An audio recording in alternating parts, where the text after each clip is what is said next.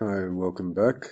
We were talking about how a differentiation advantage strategy is generally more secure in giving long-term competitive advantage to a firm. And I was just saying, that you probably can think to yourselves, intuitively, it just seems like maybe cost leadership, the elements of a cost leadership strategy might be a little easier to copy. If you remember even Porter's Remember That What Is Strategy reading, he said that things like, um, operational, you know, efficiency and, um, excellence and, total quality management, all these kind of strategies for increasing operational capabilities, they're a bit easier to copy, but truly unique, doing something that's truly unique is more difficult to copy. And for him, that was, the essence of strategy.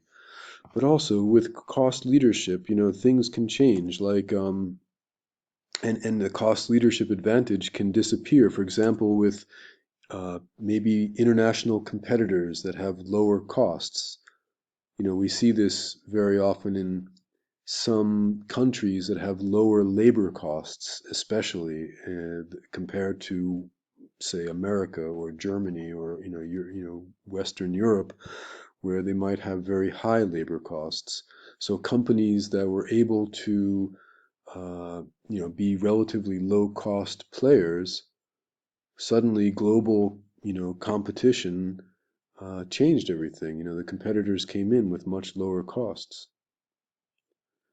Also, perhaps the effective economy. You might be doing well, but then suddenly the economies can change, the macro economies can change. You might have exchange rate fluctuations that eliminate suddenly your cost advantage, or new technologies. For example, you can think like how the internet changed everything. All these companies like Walmart were doing great, right? As the with cost leadership, and then suddenly Amazon started, really once it got big enough, uh, it started reducing the, uh, even getting lower costs, especially when it came time to paying taxes. They were getting a big tax advantage. If you order through the internet, you were often avoiding the paying of sales tax, so that was a big advantage. So, the bottom line, investing in quality, investing in a higher quality and a differentiation strategy, it pays back. It's a bit more expensive. Differentiation strategy is more costly, right? Because you've got to have higher quality inputs. You've got to have very frequently some sort of advertising and marketing communication program to support it. But uh, investing in quality, it might be a bit more costly, but it also gives typically a much higher return on investment. And there's a differential effect on the prices that you can charge than on your costs. So, what research shows, there's been lots and lots of research, especially with this, what they call the PIMS database. PIMS means, the profit impact of market share. It's this database that goes back for like, I don't know, maybe 40, 45 years of study. And they just study many, many, many different companies across many different industries through the years. And they look at the effect of various things. And one of the things they look at is, what are the effects of quality and market share on things like return on investment or on prices and on costs. So let's just look at some of these research findings. So the impact of quality on profitability. What we're looking at now is, on the left side, you see the relative product quality. So in comparison to the competitors within an industry, we have low medium, and high quality, relative product quality. So it's in comparison, right, to the competitors. Similarly, on the bottom, we have relative market share, low, medium, and high relative market share. It doesn't mean the absolute market share. It's not like saying they have 25% or 60% market share. It just means in comparison to the competitors, those with low market share versus those with very high market share.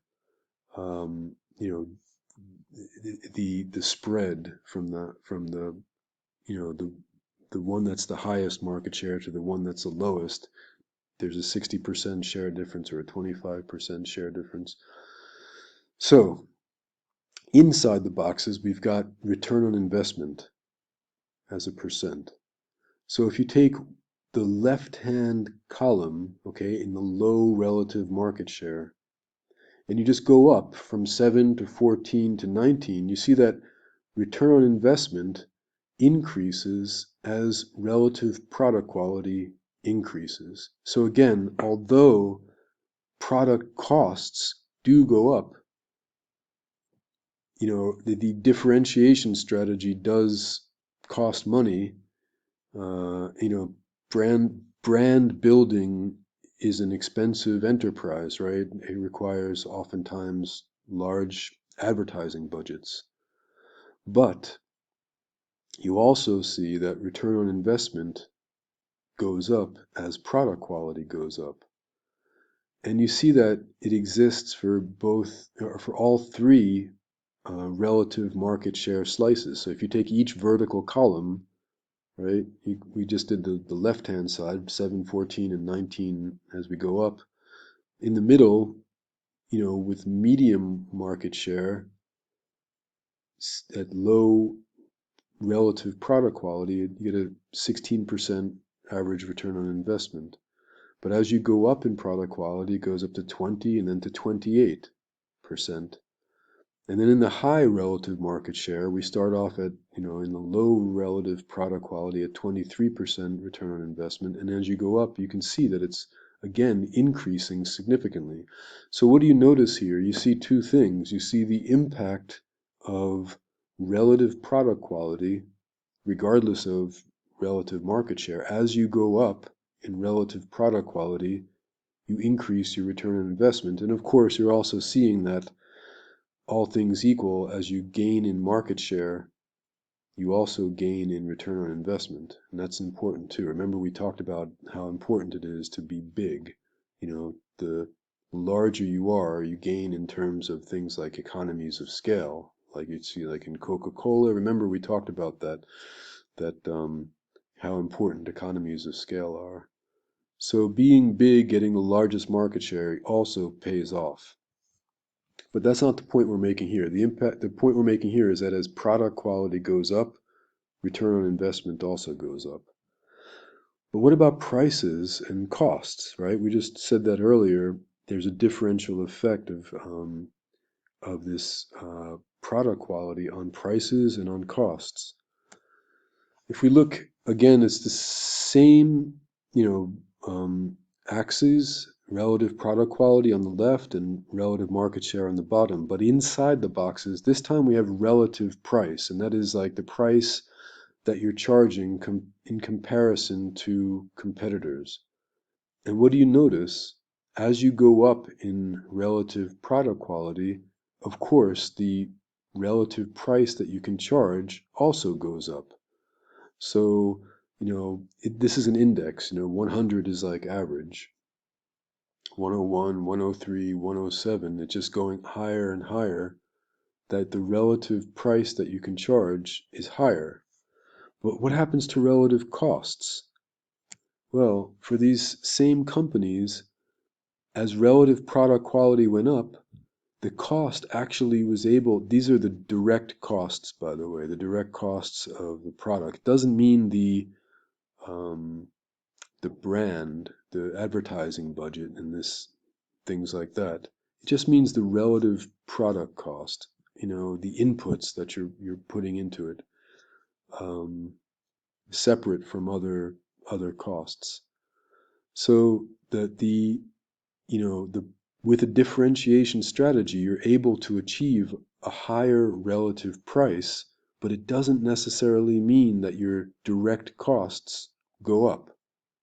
So you see this differential effect with the differentiation strategy. So the conclusion is increasing quality adds more to price than it does to cost. Direct product costs, I should say. There are, different bases for differentiation, right?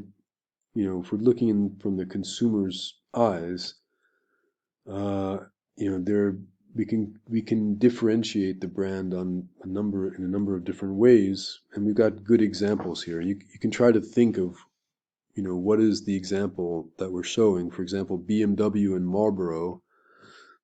You may not think that they're similar, but they are differentiated, on the basis of prestige or brand image, right? BMW is a high, prestige brand. Marlboro itself is brand image, high brand image, prestige. Uh, Technology, Intel and North Face both are, excel on their perceptions of, using technology in different ways, of course. Obviously, Intel is, computer chips, but North Face is a, adventure, outdoor clothing and soft goods brand. They make tents and sleeping bags and jackets and things like that. 3M and Apple, what do they have in common? Innovation, right? You can also throw in Google. So 3M, Google, and Apple, they're all differentiated based on their ability to innovate. It's quite different from BMW and Marlboro, right? Even though they are still high brand equity brands and they're differentiated, the kind of, the basis of what their kind of reputation is built on is different. Nordstrom, you may not know Nordstrom, but it's a retailer, a department store. It's a lot like Bayman. And Disney, of course, you know Disney, but we're talking about the amusement parks here, Disney amusement parks, not the Disney studios or their products. What are they differentiated on? Service, customer service. Nordstrom's is known as the best customer service, one of the best customer service retailers. Disney is, they go out of their way to charm the customers, to do everything they can to make for a fantastic experience. Ducati and Harley Davidson, you probably won't be able to get this one, but they are excellent in terms of their dealer networks. If you go to a Ducati dealer or a Harley Davidson dealer, they they're single, brand dealers. They're not multi-brands. Like sometimes you'll see Kawasaki, Honda, Yamaha all in one place.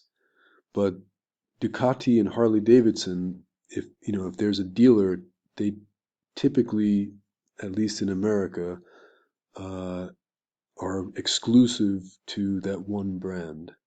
I think actually all around. I mean, I don't think I've ever seen a Ducati motorcycle selling side by side with another one in a dealer.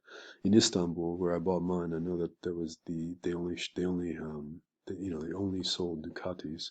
So they use that network, very well. The salespeople, the interior design, everything is completely 100% that brand, and it gives you, this excitement. It kind of makes you want to buy the brand. So we have different bases for differentiation, even though the differentiation itself is measured in the same way. It's just this ability to charge higher prices for a given level of product quality. Now, uh, let's turn to differentiation in business to business, marketing. Uh, like I said, typically in almost everything we've talked about, at least in my classes in marketing, we really just focus on business to consumers, right? Building strong brands in consumers' eyes. Now we'll show how to do business to business differentiation in the next segment.